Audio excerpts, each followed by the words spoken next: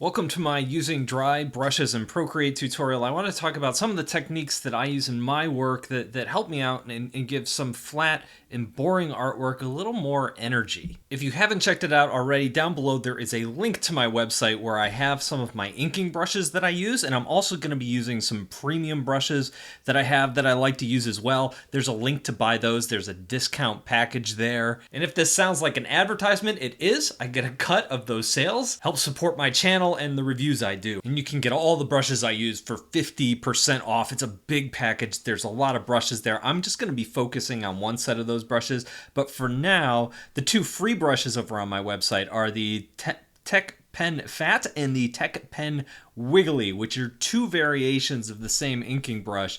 And the reason I like these brushes is because I could do a light line, apply more pressure, and get a heavier line. I get a lot of contrast there when I'm inking just by applying more pressure. And I've just modified the Tech Pen a little bit to my needs and to how I like to draw. But what I want to talk about here is texture. So the very first thing I'm going to do is maybe I'll draw a head. I'll get a circle going on here, something like that. Then I can fill it in with color. What else do I want here? Let's give this guy a neck. I can color this in, or I could drag the color over. I probably should have dragged. It's faster. Let's give him some loopy ears, something like that. And then this time I am going to drag the color over into these things. So this is the base of my head. This is crazy simple. Like anybody can draw this, and it doesn't look all of that exciting, but we can add some texture to it and do some things. So I'm going to create a new layer, and I'm just going to give this guy a really boring face. Maybe I'll grab a variation of this color that's a little darker, and then with that same ink pen, I'll just kind of come in here, give him some eyes, maybe give him a little bit of a nose, and then, hey, a big happy mouth. I didn't intend for him to look like Charlie Brown, but he kind of looks like Charlie Brown. So let's add some texture. What I'm going to do is I'm going to be using various texture brushes, and I have my own brush pack here that I'm going to be focusing on and featuring here. But there's other stuff in here as well. Like if you want to use some of the artistic brushes to add some texture, you could definitely use some of these. The stucco one, for example.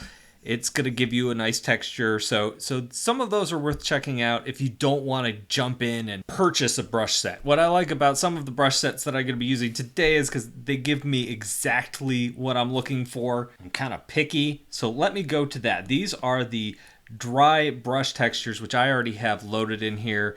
And there's a lot here. We have some basic pencils.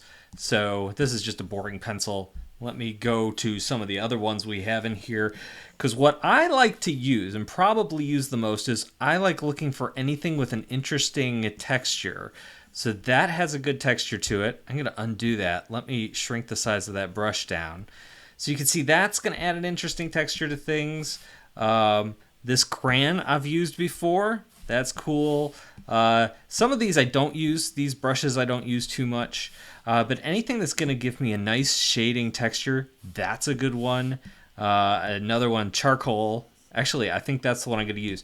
But you get the idea. There's all sorts of different textures and things like that in here. I used maybe about a third of them. So you could try these techniques with really any brush, but these are the brushes I'm going to be using today. So let me go back to my inking lines, because I want to show you how I usually work. So what we have is our head shape. I put it on its own layer, and so what I'm going to do is I'm going to tap on it, and I'm going to go to alpha lock. Now what that's going to do is anywhere where I draw a line, like if I draw out here, the line doesn't show up. It's locked to where there's already paint. So it allows me to only draw in areas that already have paint on them, which is really nice for adding texture, because if I was adding texture around the edge, what you would see is that texture would bleed off. With alpha lock on, I don't have to worry about that. So thinking about how I usually color, I'll grab a shade of like his head color here, and then I'd come in here and I'd tweak this just a tiny bit and just move my color around to get a slightly darker shade, not too dark, just enough to notice, and then I'd come in here and I would shade with that and kind of add my shadow like that. Like, oh, let's put a little bit of shadow under the neck. I think for this example, since it's going to be hard to see on camera, I'm going to go a little darker than I usually do. So let me do that. I'm going to Grab a slightly darker shade. Let's see how that looks. That's going to show up nicely. So that's how I used to do a lot of my shading, and I do still do that occasionally. I'll kind of do just flat shading, and that works, but I like to give it a little bit more personality. So let's go ahead and do that. Going to go to my brushes, and then I'm going to go down here to my dry texture brushes, and charcoal works. That's what I was using before. So let me see. I'm going to get rid of this stuff really quickly, so I'll be back once that's erased, and boom, it's gone. The magic of video editing. So what I'm going to do is let's shade with this. This is a really big brush. So this is a darker color. So I'm just going to shade, very lightly with my pencil, add some texture in there, maybe add a little more here, add a little more around the neck, something like that. And then what I could do is I could select a color and I could actually make it brighter this time. Let's go with something like that.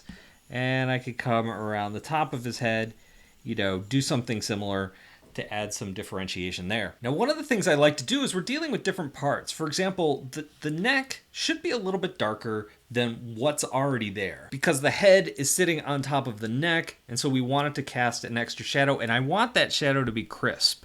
So what I'm going to do is I'm going to use my selection tool, and I'm going to pivot here so it's a little easier for me to do, and I can draw because I'm on freehand. I draw my selection like that. It's not perfect, but that's okay, it works. And when my selection looks good, I'm going to just grab my brush tool again, grab my paint tool. This time I'm going to grab a really dark color, make sure I'm on my charcoal pen, and this time I'm just going to come in here and I'm going to make this a little darker. And when I deselect it, what you're going to see is we get a nice edge there. Now moving quickly, this is kind of sloppy, but you get the idea. And then I could come in here and select out this ear just like that, grab my brush tool, kind of come in along the edge of the ear. Let's get that in there, deselect it, and there we go. And from here, I just can keep adding details. For example, I might say, you know what, I want to give him one of my goofy colored noses that I draw on a lot of characters. So from now, I'm just going to delete that, and there's a reason why I'm doing this. So maybe I'll tap and hold and grab a different shade there. Where's my inking pen that I use? There we go.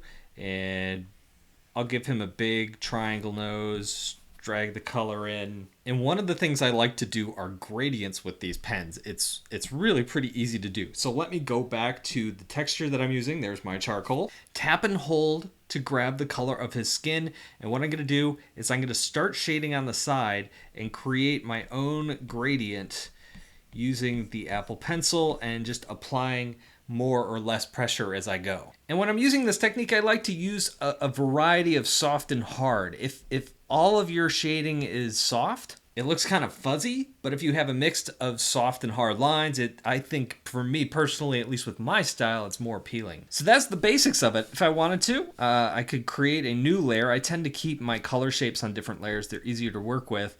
And from there, I can do anything I want. I could give him let's give him some purple hair. Let's grab my inking brush here. This is not gonna look great, but hey, this will work. That's actually too purple. Let's darken that a little bit. There we go. Maybe add some more hair in here. I don't know. I'm getting too picky for this. I'm just gonna move on. Let's go over to green. Let's give him a green shirt. Something like that. There we go, we're close to the edge. Maybe make him a little bit wider. There we go. I should drag my color, I keep forgetting. And then with this layer, I could do the same thing. I can tap on it. I can go to alpha lock, so none of my paint's gonna leave that area now. And then I could go to my texture brushes and just rinse and repeat. So dry texture, make sure I'm on charcoal, grab a lighter shade of green, come in here, kind of hit the highlights of where that light is hitting him, tap and hold to grab a darker green, go in here, maybe tweak that darkness down a notch or two, come back in, give him a nice shadow for his head, and then I could do the same thing with his hair. I can grab that color, go darker, and then come in here, and we'll just shade that all in. And in fact, that's not dark enough, so I can keep coming in here with new layers and try different things. And I'll just keep layering it on, and I'll keep adding details. Now, this is obviously a quick little sketch, but this is the kind of technique I'll use for a lot of my illustrations. And like I said, I tend to use more subtle colors when I do this sort of thing. And so my variation is very subtle, but a lot of my shadows are done with a rougher edged brush. And that's how I do it. So down below, there's links to my ink brushes. And of course, if you want to grab that dried brush texture pack, it's part of a larger pack. You can get a really good discount on all of those brushes down below as well.